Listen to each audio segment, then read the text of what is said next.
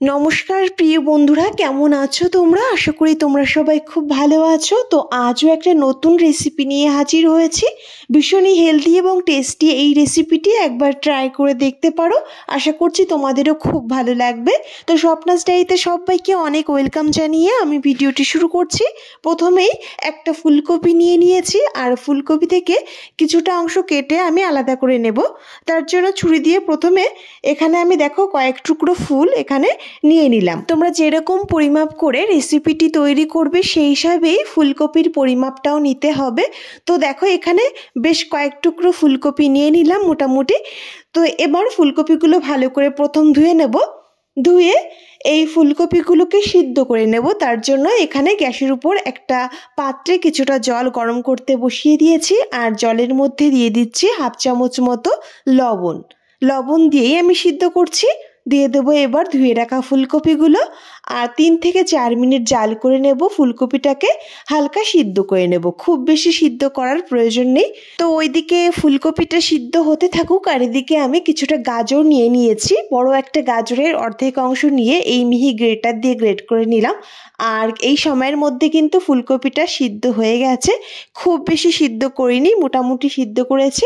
তো দেখো এবার একটা পাত্রে নামিয়ে জল ঝরিয়ে নিলাম, আর এই গ্রেটার দিয়েই আবারও সব ফুলকপিগুলোকে গ্রেট করে নেব। তো এইভাবে সব ফুলকপিগুলো আমি গ্রেট করে নিয়েছি। তো দেখতেই পারছো বেশ খানিকটা হয়েছে। এইবার গ্রেট করা ফুলকপিগুলো এই মিক্সিং বলে নিয়ে নিলাম, পুরো ফুলকপিটা নিয়ে নিলাম। এবার এর মধ্যে যে গ্রেট করা গাজরটা রয়েছে সেটাও অ্যাড করে দেব। এরই সঙ্গে দিয়ে দিচ্ছি একটা বড় সাইজের পেঁয়াজ কুচি, পেঁয়াজটাও বেশ ছোট করে কুচি করে নিয়েছি। এবার তারই মধ্যে দিয়ে দিচ্ছি স্বাদ মতো কাঁচা লঙ্কা কুচি, আর তার সঙ্গে একটা শুকনো লঙ্কা আমি ছোট ছোট করে কেটে নিয়েছি। এখানে তোমরা চিলি ফ্লেক্স অ্যাড করতে পারো।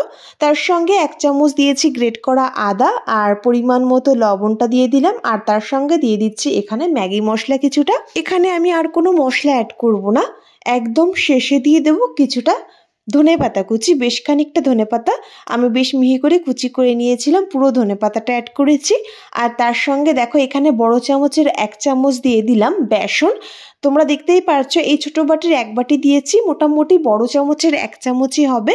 হাত দিয়ে ভালো করে মিশিয়ে নেব। ভালো করে মিশিয়ে নেওয়ার পর মনে হলো আরও কিছুটা বেসন লাগবে, তাই এখানে সেই বাটির আরও 1 বাটি বেসন অ্যাড করছি।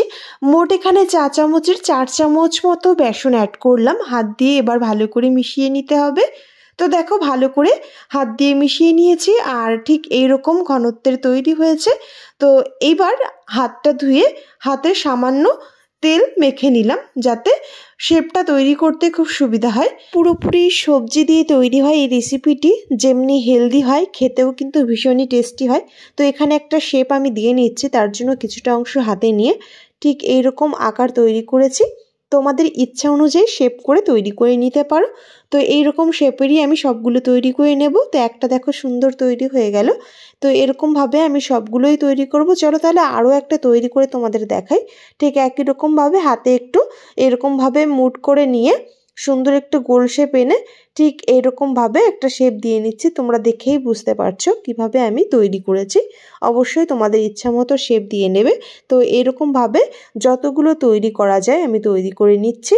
আর বন্ধুরা, তোমরা কে কোথা থেকে আমার ভিডিও দেখছো অবশ্যই আমাকে কমেন্টে জানিও, আমি তোমাদের ধন্যবাদ জানাতে পারবো। তো এক এক করে কিন্তু আমার সবগুলো দেখো তৈরি হয়ে গেল। এবার এগুলোকে আমি কি করব, সিদ্ধ করে নেব প্রথমে। তবে তোমরা চাইলে সিদ্ধ না করেও তেলে ভেজে নিতে পারো, এই টাইমে সিদ্ধ করার প্রয়োজন হবে না। তবে আমি এখানে প্রথমে সিদ্ধ করে নিচ্ছি। তো একটা ছিদ্রযুক্ত থালার উপরে কিছুটা রিফাইন তেল ব্রাশ করে নিয়ে সবগুলো সাজিয়ে দিয়ে দিলাম। আর অন্যদিকে একটা পাত্রে জল বসিয়ে দিয়েছি গরম করতে। জলটা গরম হয়ে গেলে থালাটা দিয়ে ঢাকা দিয়ে দিলাম। 2 থেকে 3 মিনিট জাল করে সিদ্ধ করে নিলাম। তো দেখতেই পারছো এবার কড়াইতে সামান্য রিফাইন তেল দিয়েছি, আর এক এক করে রেসিপিটা দিয়ে দেব। আর যদি তোমরা সিদ্ধ না করে হালকা তেলে ভেজে নিতে চাও তাহলে একটু টাইম ধরে আঁচটাকে লোতে রেখে ভেজে নেবে, তাহলে কিন্তু সিদ্ধ করারও প্রয়োজন হয় না। আর যদি প্রথমে সিদ্ধ করে নেওয়া হয় তাহলে অল্প তেলে 2-3 মিনিট ভেজে নিলেই হয়। খুব দ্রুত কিন্তু ভাজাটা হয়ে যায়, আর ভিতরটাও একদম সিদ্ধ হয়ে যায়। তো দেখো বন্ধুরা, আমি সবগুলো কিন্তু দিয়ে দিয়েছি, আর আঁচটাকে মিডিয়ামে রেখে এক সাইড ভাজা হয়ে গেলে উল্টে দিচ্ছি। যেহেতু সিদ্ধ করা রয়েছে তাই ভাজতে কিন্তু খুব বেশি সময় লাগে না। আর তোমরা যদি সিদ্ধ না করে ভাজতে চাও তাহলে একটু টাইম ধরে ভেজে নেবে। উল্টে পাল্টে লালচে রং ধরে ভেজে নিয়েছি। তো এক সাইড ভাজা হয়ে গেলে আমি উল্টে দিলাম, আর দু সাইডটাই ঠিক একই রকম ভাবে লালচে রং ধরে ভেজে নিলাম। তো বন্ধুরা দেখতে পাচ্ছো বেশ লালচে রং ধরে গেছে আর খুব সুন্দর ভাজাটাও হয়ে গেছে, সেটা দেখেই বোঝা যাচ্ছে। এবার এক এক করে আমি নামিয়ে নেব। দু সাইডটাই কিন্তু খুব সুন্দর কালার ধরে গেছে। রেসিপিটি তৈরি করতেও কিন্তু খুব বেশি সময় লাগে না, একদম অল্প সময় তৈরি হয়ে যায়। বন্ধুরা একবার বাড়িতে ট্রাই করে দেখো আর আমাকে জানিও তোমাদের কেমন লাগলো। তো এই ইউনিক রেসিপিটি আশা করছি তোমাদের সবার খুব ভালো লেগেছে। আর ভালো লাগলে প্লিজ বন্ধুরা বাড়িতে একবার ট্রাই করে দেখো আর আমাকে কমেন্টে জানিও তোমাদের কেমন লাগলো। আর সঙ্গে যদি এরকম চাটনি বা সস থাকে জাস্ট জমে যাবে বন্ধুরা, বাচ্চা থেকে বড় সবাই কিন্তু চেটেপুটে খাবে। রেসিপিটি ভালো লাগলে প্লিজ বন্ধুরা আমার এই ছোট্ট চ্যানেলটি সাবস্ক্রাইব করে আমার পাশে থেকো। তো আজ এই পর্যন্তই, দেখা হবে নেক্সট কোনো নতুন রেসিপি নিয়ে।